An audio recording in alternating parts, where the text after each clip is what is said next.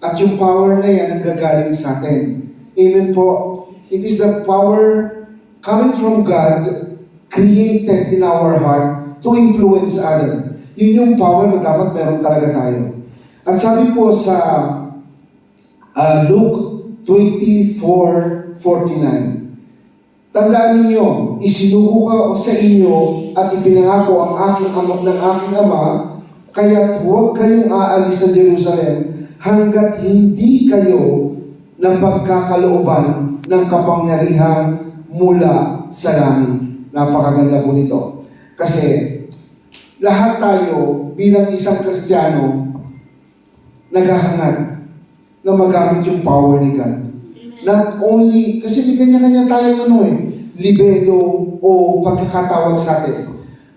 Yung power to preach, to teach, the power of healing, deliverance, the power of evangelism. Kanya-kanya po tayo. Pero pinakamaganda dito, dapat bawat isa sa atin, mayroong pinapractice tayo dito. Meron tayong ginagawa dito para mas magamit tayo ng Lord. Sabi po sa Acts 1:8, subalit tatanggap kayo ng kapangyarihan pababa sa inyo ng Espiritu Santo at kayo'y magiging mga saksi ko sa Jerusalem, ang buong Judea, Samaria, hanggang sa buong daigdig. So, yung manifestations of the power coming from our Lord God through the Holy Spirit.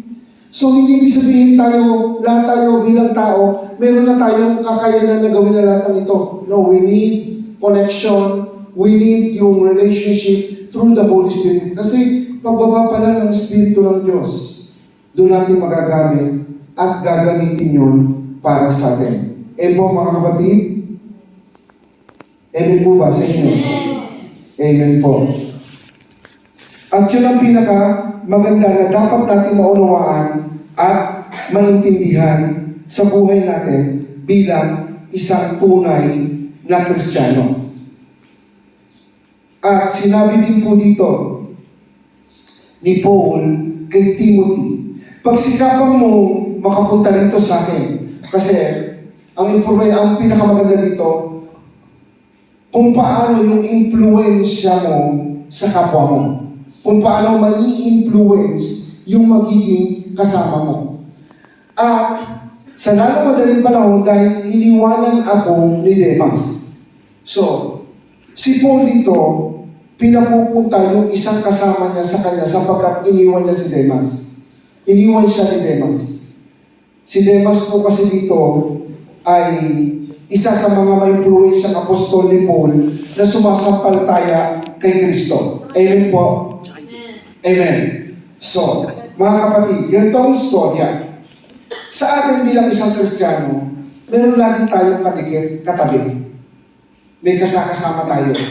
Minsan, tayo ang nag-i-influensya sa kanya or either siya ay influensyado tayo para manatili tayo. Napaka-importante yung partner. Kaya lang sila nagkakameron ng tinatawag, we walk in the same path or same ways going to Christ. Okay yun. Pero pagka tumataliwas na, dapat alam natin na napapahiwalay na sa atin yung isang tao. Pagsikapan daw po natin yun. Sabi po dito ni Paul during the time ng Timoteo, kasi na-experience ni Paul na nung siya ay nasa Galatians, meron siyang right hand man na ganyan. Itong pinapaliwanag ko during the time na ni Timothy, yung kanyang mentor.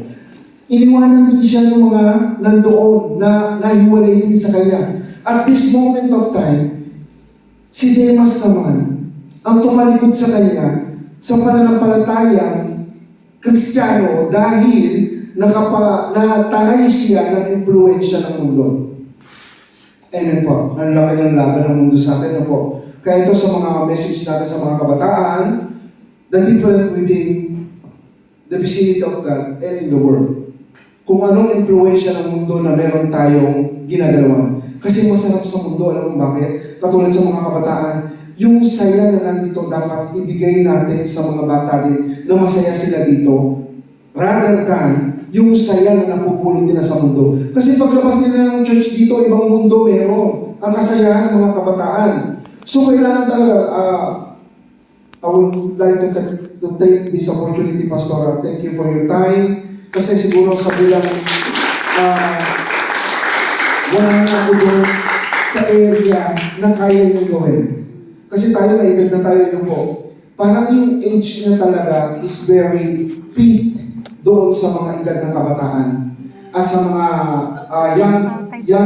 mga youth ngayon. Pero yung mga young adult na tinatawag natin, katulad namin na talagang papunta na kami doon, iba na yung sa amin eh. Ang aming fellowship dito, mupo, magkape, kumain ng sinukmani, magkwentuhan, sharing of word of God. Ang mga bata hindi. They want something more. They want something na talagang andun yung enjoyment. So I'd like to thank ang mga kabataan to that they are enjoying ang youth, ang gathering sa mga buhay mo. Take your time. The church is willing to help you sa pagkain. Walang problema tayo dito. Mayaman ng church natin. Ang importante lang, hayaan nyo ang time nyo, gugulin nyo dito sa church. Kasi para ang reward nyo kay God galing. Si Demas po kasi, siya yung tumalikod kay Paul during that time. Di po ba? Sabi nga dito, there were some reason why some Christians are easy to be influenced by the world. Bakit nga ba si Demas nakaranas ng kabutihan ng Diyos pero tumalikod? Di po ba? Sarap nung napakinggan mo ngayon, ikaw ay ginagamit na ng Diyos at ikaw ay nakakaranas na ng kasiyahan galing sa church kay God, pero nawala ka pa rin dito. Sino topic natin? Si Demas. Ito po yung mga nangyari kay Demas. Una, di masyadong mahal si Lord. Amen. Number one yun, no? Bakit sinabi hindi masyadong mahal si Lord? Because meron ibang bagay na nasa puso na yun ang gusto niyang gawin. Amen. Kaya di masyadong nasiga, di mo ba? Huwag tayo pumunta kay Lord. Kami, hindi na masyadong close dito. Bakit? Nasa presya na kalapit ng puso niya aside from J1 Church. Pero nandito pa rin yung buhay niya because magkakasama kami for a long time. And God's willing, talagang kailangan tayong i-separate lives para makapag-serve tayo ng mas malalim kay God. Naunawaan niyo yun? So, sabi sa Bible, walang permanente sa mundong to. Dati, close kayo, ngayon hindi masyado. Ngayon, medyo close kayo, no? Pero nahiwalay din, separate parts. Dati, best friend ko, si Pastor Allen nga, hindi na. Example, kung tinuturo ko kayo, para ma-realize yung mag-reflect, totoo ba sinasabi ko? It is true. Di ba? Hindi mo alam kung sino yung kaagapay mo ngayon, kachat mo ngayon, kausap mo ngayon, bukas wala na. Amen? But only God can stay with us for the whole life. Lahat yan. Kaya si Demas, nawala na, di na masyadong lagsigan. Amen? Pangalawa, kaya napalayo si Demas, di masyadong nananalangin. Kakaawa. Ano po? Ang pananalangin ay isang parte para ang isang tao ay lumanin. Pagka ang tao ay hindi masyadong nananalangin, lahat mararanasan niya. Magagalitin, tama yan. Magagalitin, mainitin ang ulo, at saka parang lagi na lang hindi mo maintindihan kung may no-post ba to, o nakapost lang ang buhay niya. Di po ba?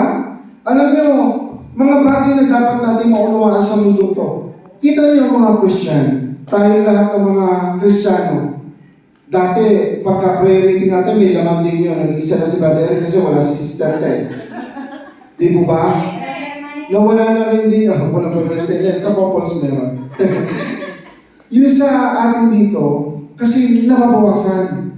Kasi kahit paano gawin mo, kung di nabawasan yung pag-ibig mo kay God at pananalangin mo, whatever happen, nandiyan ka sa upuan niya. Amen po? Amen. Pangatlo, di masyadong nagbabasa ng Word of God. Si Demas to ha. Madi-Demas kayo mamaya.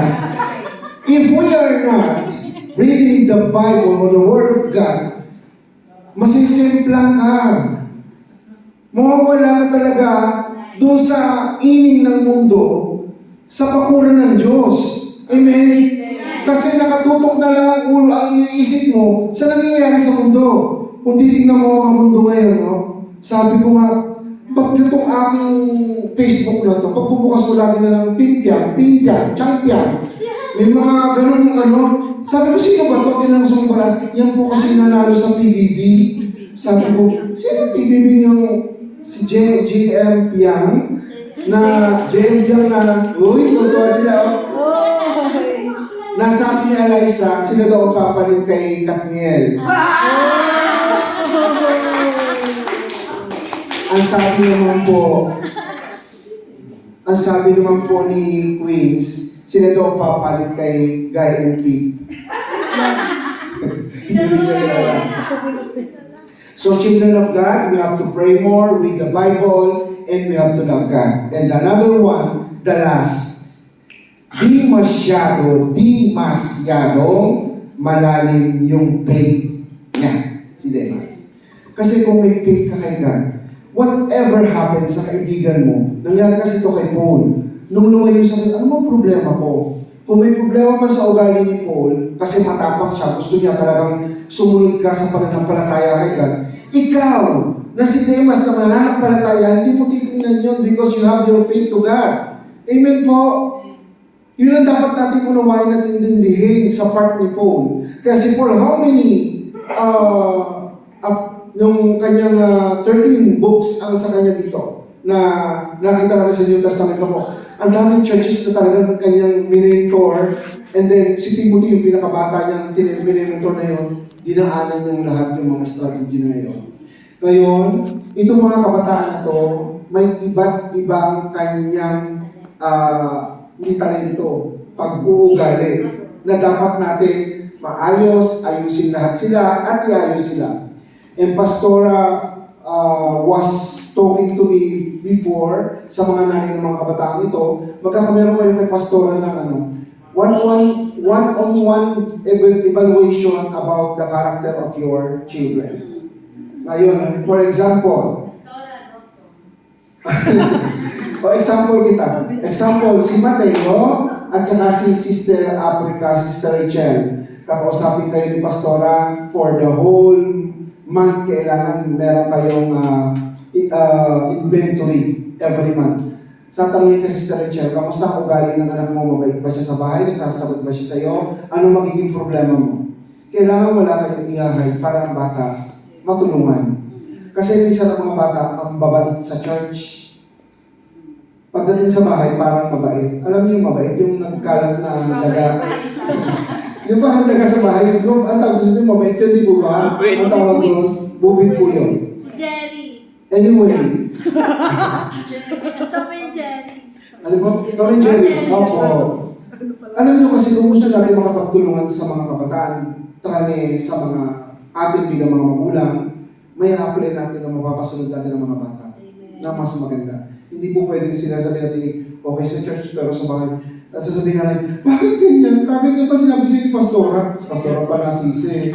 Ganyan ba tinuturo sa'yo? Di po ba?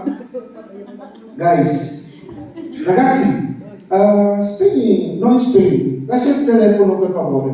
Gabriel, tabihan mo yung dalawang magkapatid at i-translate mo yung sinasabi ko doon. Kuya ate, mag-i-translate yung sinasabi ko about sa ugali ng mga bata. Tabi mo si Adam, malak, lipat ka doon na, malak. Sposta mo doon. Lipat ka doon. Sposta. Umpo. Para ma-medyo di ko alam. Il cellulare, per favore, lascia il cellulare sulla borsa, okay? Sabi dito, what are the dangers of worldly influence? Ano ba yung mga dangerous parts sa mundo na talagang nakaka-influence natin? Dami, di ba? Nakikita natin. Sobrang dami. Pwede kang tunawin. Sabi dito sa number 1, worldly influence separates us from God's presence. Kapag tayo ay nasa mundo na, nawawala na sa atin yung presence ni God. Amen? Hindi mo na na-experience yun. Hindi mo na naranasan. Sabi po dito sa 2 Timothy 4:10, Damas loves the things of this world so much that he left me and went to the Thessalonica.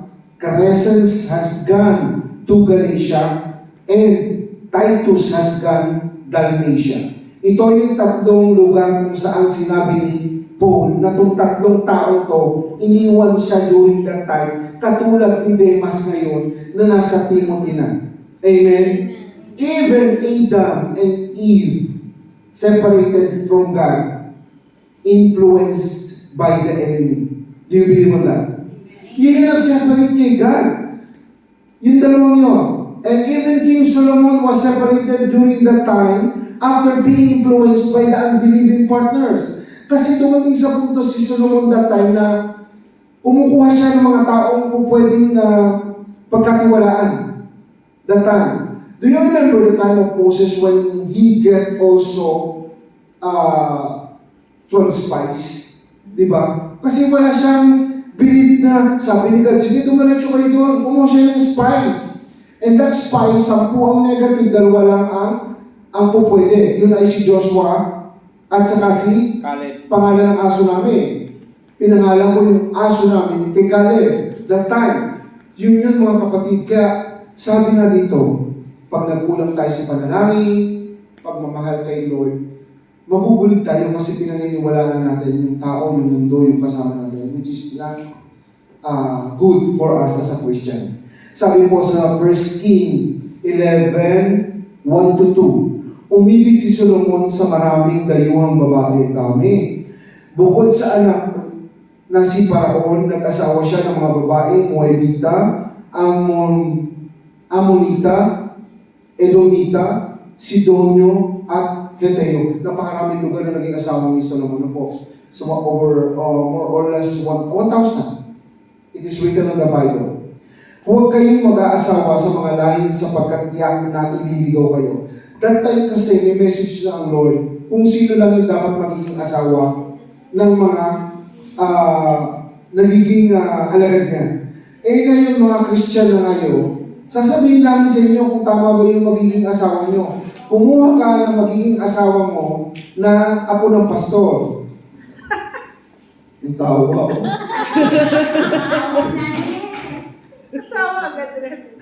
Hindi kasi nakarelate ako dito. Sabi ni God, ha? Boyfriend daw po. Boyfriend muna. Bata pa si... Ako o tira nyo, wala pa akong sinasabi. Sandali, wala akong pangalang binabanggit, wala akong sinasabi. Mag-asawa kayo ng anak ng pastor, hindi lang anak ng pastor, asawa pastora. Sipin mo, tubo-tubo pa, di po ba? Sabi niya sa 1 King, nang matanda na si Solomon, nahikayat siya sa mga ito at sumama sa kanilang mga Diyos-Diyosan. Tingnan kung kailan pa tayo naglilingkod sa Panginoon during the time na na-board na tayo. Alam niyo, na-board na tayo sa paglilingkod kasi nagpapagal ka dito tapos yung mga ka-sister and brother mo, puro negative, puro tira ng tira sa iyo ng ganyan. Napapagod yung puso natin. Dito ang pagkakaiba dito, napalayo si Demas kay Paul. Napapunta siya sa ibang mundo na ginagalawa niya. And aside from that, si Solomon dito, saka, alam niyo kung kailan siya tumanda, saka siya pa pumunta, sumasamba sa mga Diyos-Diyosan. Amen po? Sabi dito, hindi siya nanatiling tapat kay Yahweh. Hindi siya sinundan ang halimbawa ni David na kanyang ama. Baka hindi nyo alam si Solomon na anak ni David. Alamin nyo yun, baka yun yung isa doon. Ano po sabi doon sa number 1 natin na nakaka-influensya po sa atin? Worldly influence separates us from the God's presence. Number 2 po natin. 15 po ito, saglit lang naman tayo. Okay po ba kayong lahat? Amen. Sinusulit ko lang po yung absent natin for almost 2 months na ganito na po. Gusto ko ito influence kasi ang laki na ng laban ng mundo. Kapag ang church ay kukukuk na ganyan, nasan sila prayer meeting? Mag-pray lang tayo, pastor, parang kagabi, parang ako tinutuktukan ni Lord sa ulo. Sabi ka, kanina pa lang nasasakit ni Lord. Pagising ko, magpe-pray ka lang ba mamaya? Sabi ko, Lord, hindi. Magbabasa po ako. So I woke up this morning, 3 a.m., na parang pagod na pagod ako. Hindi ako makatulog. Sabi ko, kailangan kong gumawa ng isang paraan para maputol to, parang ganun na lang ba, di po ba? Nangyayari kasi sa atin yun eh. After ng nangyayari sa dami nating activities, ang dami nating ginagawa, mga bata pagod na, kailangan ba hindi makarinig na salita ng Diyos. Pati yung mga umattend ng prayer meeting, nagtatabangan na sila. Wala naman eh, nag-pray lang tayo eh. Kaya ko din mga pray sa bahay. Listen very carefully. Praying or praying inside the church is different than praying in your home. Napakalaki ng pagkakaiba. Yung tayo magagaling dito na mananalangin tayo, kasi makikita na kagad dito ang just yung effort nyo going to the church. Yung time nyo. Kasi ano gagawin nyo sa bahay, magpapray kayo, upo, marami kayong tiklupin, marami kayong laban. Iba pa rin dito kasi ginugulo nyo yung oras nyo para sa Panginoon. Sabi dito, number 2, worldly influence leads us into sin. Di ba napakasarap naman talagang tayo ay makipag-join sa labas, pero napaka-bukas ang ating mata, ang ating tenga, ang ating isipan para tayo ay magkasala. Amen.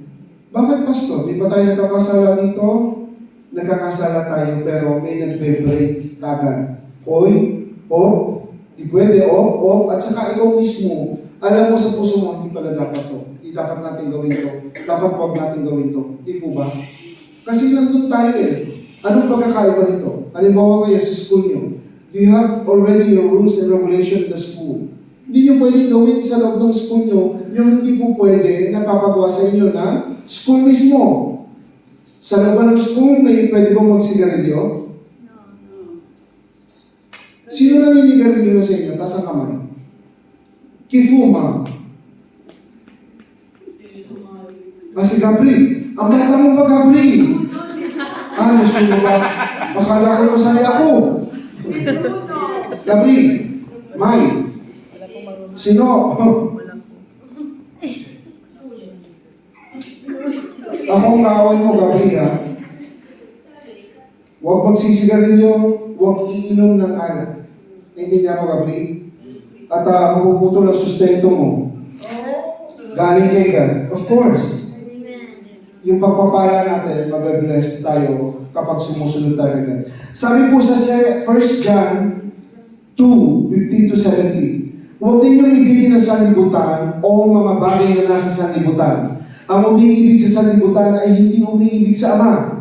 Ang lahat na nasa sanlibutan, ang pagnanasa ng laman, ang pagmamalaki sa buhay na ito ay hindi nagmumula sa Ama, kundi sa sanlibutan.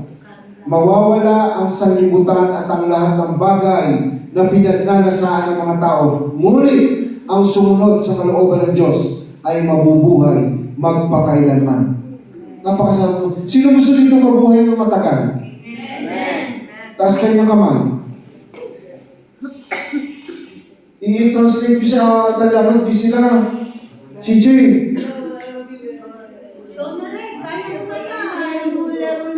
Sino yung gusto mabuhay pa ng matagal? Gabri. Sabihin sa tabi nyo.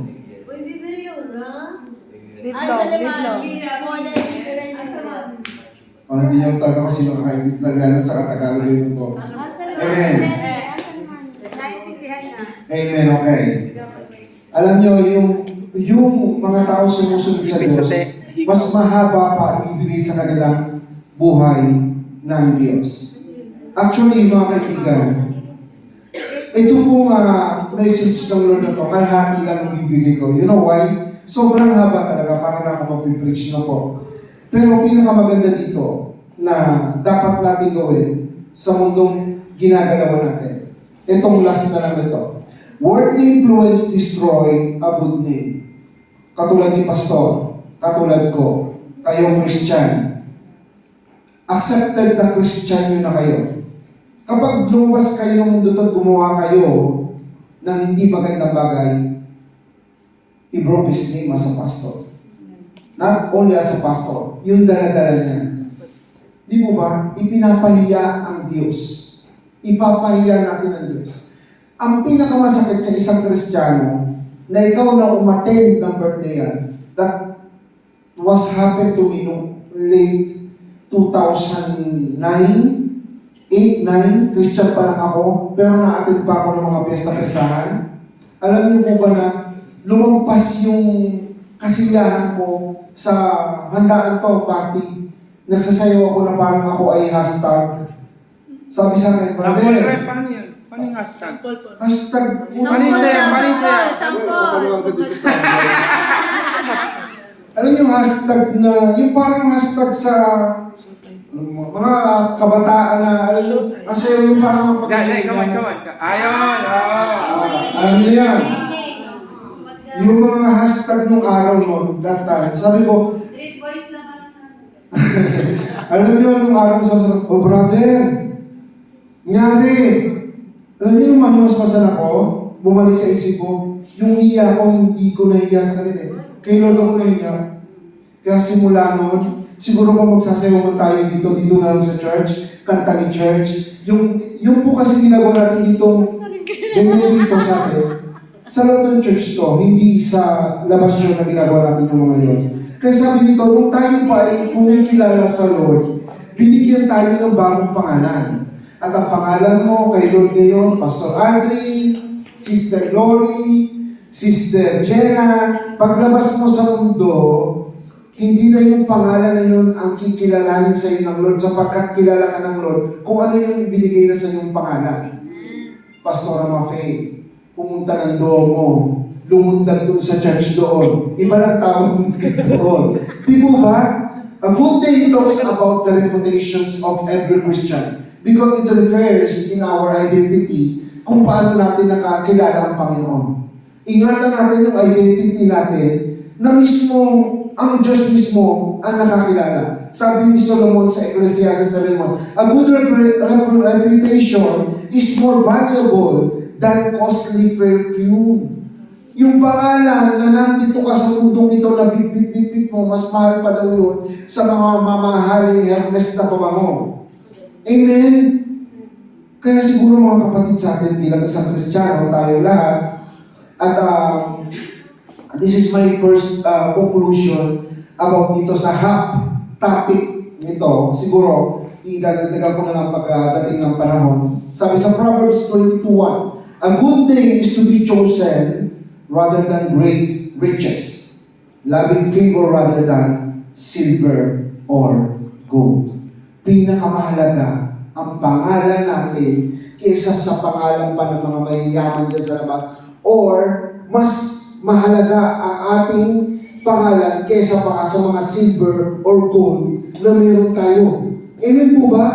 Alam niyo mga kapatid, sa mundo ginagalawa natin ngayon, hindi po ito nag-aakitan ng pagiging isang Kristiyano. Naglalaban na po ngayon. Nag-aagawan na tayo. Amen? Kaya kung ano bang mga gawa ng lakas para hikayatin, higitin ang mga kabataan para sila hindi mabulig, magkasala sa labas, tulong-tulong tayo. Sama-sama tayo na i-recall natin, kolektahin, ipunin natin sila sa loob ng church. Kasi yun ang mas maganda eh. Mas natutuwa ako na mag-stay kayo maghapon dito, with merienda, with pagkain, kwentuhan, magsaya ko dito, walang problema. At sa mga nanay, please, ang halimbawa mga bata, katulad ng kahapon, katulad ng mga kasama namin, yung mga matatandang sa church, bakit nagtakbuhan dyan? Bakit nagkagulo dyan? Naalala nyo? Yan ay ganyan. Eh, saan kami pupunta? No. Ito church. Dito kung anong magagawa natin, gagawin natin kasi nasa puso natin yun. Huwag lamang hihigitin ng kortina, pagpapatuhan ng mga upuan, hindi po ganon. But the happenings inside the church because glorify natin sila. Inuuna natin yung Diyos sa buhay natin. Amen po ba? Amen. Lahat tayo ay magsimula ngayon na maging impluensya ng mundo sa labas para kay Kristo. At hindi yung impluensya natin ay hindi makita like a salt and light para sila ay hindi nila masinagan kung anong klaseng buhay meron ang mga Kristiyano. Maraming salamat po.